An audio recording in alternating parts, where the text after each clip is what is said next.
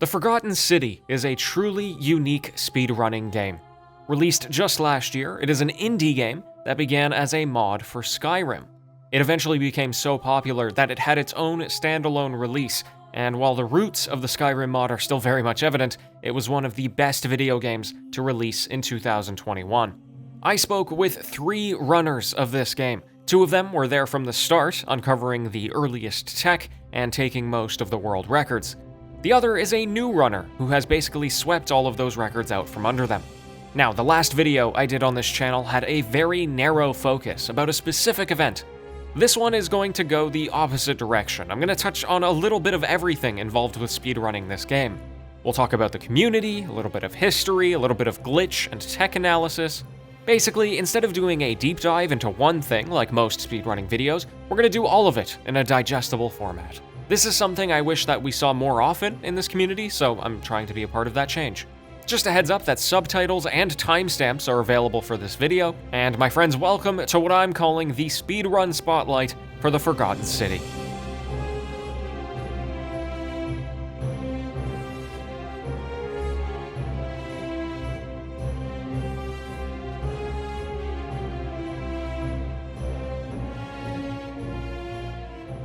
In order to understand this game's speedrunning, you do have to understand its narrative as well, but I'm not going to give you a full overview of this game because I'm going to make 3 assumptions. Either you've already played the game and you don't need a recap, or you haven't played the game, in which case I encourage you to stop this video and go play it because it is very good. If you like a good story, it's worth it. Or you haven't played it and you don't plan on playing it, in which case the exposition doesn't really matter to you so much. Here are the very basics though. You're sent 2,000 years into the past via a time portal and wind up in an ancient Roman city where everyone in the city has to follow the golden rule, where if a single person commits a sin, golden archers come to life and turn everyone into a golden statue. The many shall suffer for the sins of the one. And so you have to use the time portal over and over to rewind time and restart the day in order to acquire enough information to eventually end the golden rule. And because of that time loop, the game has multiple endings. Now, if we look at the speedrunning categories, there are 4 different endings in the game, so of course each one of those endings can be independently run. For endings 1 through 3, they also have categories for different classes, which you can select at the beginning of the game. When you start the game, you can pick your class, and the fugitive gets a 25% increased run speed, and then the soldier class starts with a gun. The routes that each character take are very different, and what strats are possible for each character are very different. So there's like some tricks where you have to jump a big gap, and only the fugitive could do that. Whereas there's other parts where you need to kill a certain character, so it's better to start with, a gun, because weapons are hard to get in the Forgotten City. Finally, there are 2 different versions of this game, 1.0/1.1 and 1.2.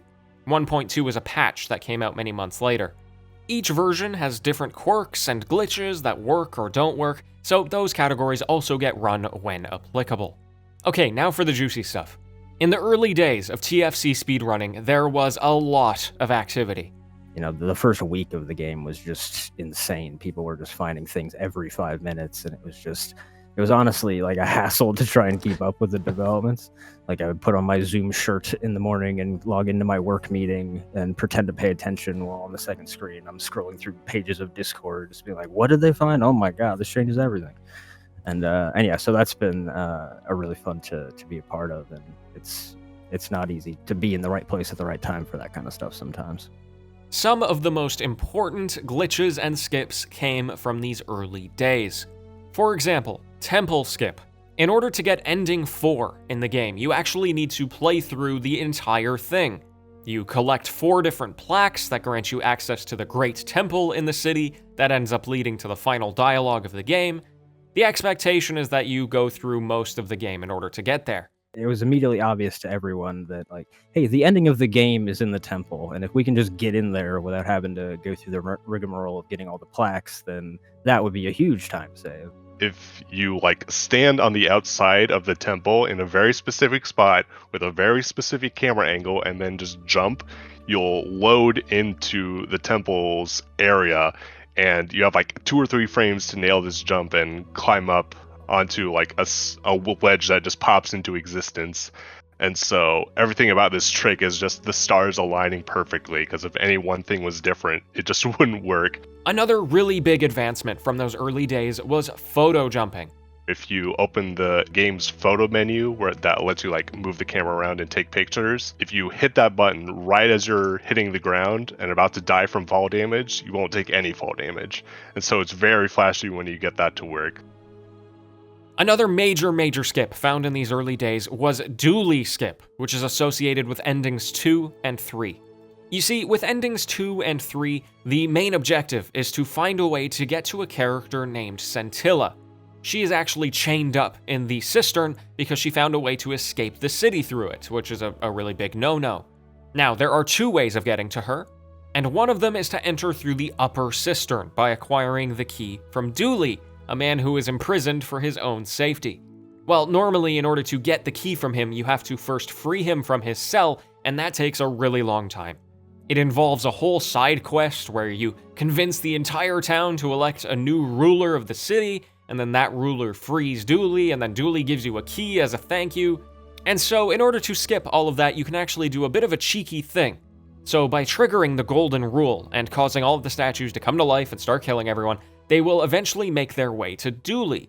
And when they do that, they force his cell open, they kill him, and you are then able to loot his body for the key a little bit earlier. It's a little clunky, it's a little RNG dependent, but it's possible. Now, this version of dually skip was for the first version of the game. They eventually patched it out in version 1.2. However, the devs ended up making it even easier for runners, because in 1.2, you're just able to shoot Dooley with the handgun and loot him through the bars of his cell. So dually skip became even easier. Of course, it's very sad because Dooley is a fantastic character and he's very innocent, but we do what we must in the name of speedrunning. Do you like it? It's shiny, innit? It makes me happy just looking at it. Of course, dually skip is only possible if you have a handgun at the start of the game by choosing the soldier class.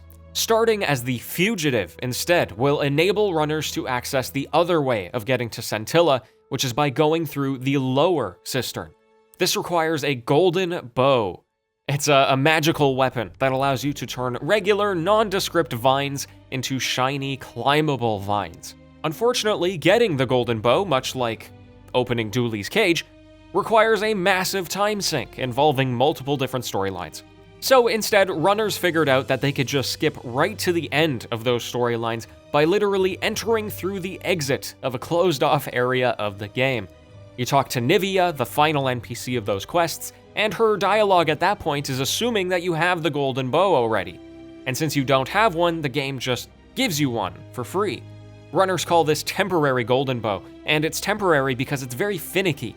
If you do basically anything significant with the bow while it's in your hands, you lose it, because technically you didn't have it in the first place. Thankfully, all you have to do is go to the lower cistern and climb your way up until you can talk to Scintilla. You're not too much at risk of losing the bow. Now, like I said, all of that stuff got figured out very quickly. Over the next few months, however, the community would very much dwindle down to just a few people, namely the 2 people you've been hearing from in the interviews, Shadow the Past and A Land War in Asia. The first couple weeks were definitely the most interactive in terms of everyone trying to find new stuff. But yeah, once I would say past 3 weeks, it was pretty much just him and I. My primary rival in the community has been a runner named Past. He's always kind of just been a few steps ahead of me in terms of execution. I've occasionally managed to steal records from him for a few hours. Like I said, when he was sleeping, if I found something. World record attempts would also dwindle during this time.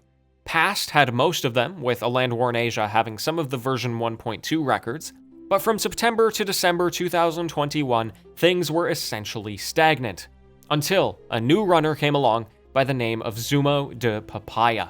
I am Zumo de Papaya. I've been speedrunning for just a year and a bit. I started with Ghost Runner, and right now The Forgotten City is my main game. Zumo first joined the game's Discord server on Christmas Eve of 2021, and within 2 weeks, 14 days, took 9 world records, more than anybody else. Zumo is somebody who really likes to grind speedruns where everything is on the line in every moment. The thing that I like about it is that it's very precise. Like you're missing half a second, 1 second, and the run is over. That's what I like, because sometimes in speedruns I feel like we are not doing the perfect route yet. I like that this game feels like it's figured out, and I really know that I am doing exactly the perfect thing to beat the game as fast as possible. Now, we do have to give Zumo credit, right? Because he's not just really good at speedrunning, he also innovated a new major skip in the game called reverse temple skip. He figured out a way to use the temple skip exploit and then actually fall back down onto Scintilla underneath the temple after the city deloads and like tag her dialogue box and get that sequence to play out. So you could actually use temple skip to get endings 2 and 3 now also, which cut both of those categories down by several minutes. This completely bypasses the needs for both dually skip and temporary golden bow, and of course is a major time save. With Zumo's discovery, he got the world record in ending 2 Fugitive by close to 2 minutes. Following Zumo's absolute sweep of the leaderboards, there continues to be a kind of dearth of activity. Nobody else has really attempted to use reverse temple skip in a world record run, nor to take back any of the other records that he stole. A land war in Asia says he might try and take some records back. I mean, it's certain. Whenever a young gun shows up and tries to show the old timers a thing or two, it's always very tempting to be like, "Well, hang on, not so fast, kid. We've been at this for a while. Let me show you a thing or two." I hope he does that, because there's nobody right now. It's only me. Shadow the Past, the previous primary world record holder, doesn't seem as interested in coming back. I don't anticipate trying to steal the world records back from him unless there's like some new glitch or trick involved in the run. I'm not even really sure if I could get the world record back. I already had like my own PBs down to where I was satisfied, so I feel like if I did any more grinding beyond that, would just kind of sour the experience for me. So yeah, like competition is good, but it's also better not to like, ruin your mental just trying to, shave 1 or 2 seconds off of it. My friends, all of the categories in this game are rife with opportunity. Ending 1 Soldier is the most optimized route, with the sole goal being to shoot the city's ruler in the face. Each attempt is just a few minutes long, with any wrong movement being the end of your run. Now, that's Ending 1 Soldier. Of course, Ending 1 Fugitive is basically the same thing, you just have to go get temporary golden bow. In Endings 2 and 3, there's still plenty of time to save now that reverse temple skip has been found. And I also barely talked about Ending 4 in this video, but there's actually a few categories in there if you like longer runs.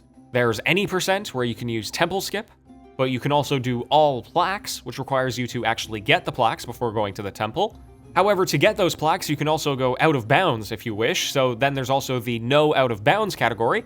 And then even then, there's still some skips you can do. So then there's the no major skips category, which is essentially the glitchless 100% version of this game. Shadow the Past still has all of the world records for Ending 4, and he has gone unchallenged since September. My friends, I made this video because I love the Forgotten City, and when I looked into the speedrunning community, I was kind of disappointed that it was actually quite small, and there's still so much to be discovered. If you are looking for a new game to try and actually have potential world record attempts, this is the place to be. Take it from Zumo. It might seem like the endings or the world records are all out of reach for anyone, but they really aren't. Especially Ending 3, all of those, anyone could take those. So please try to take them.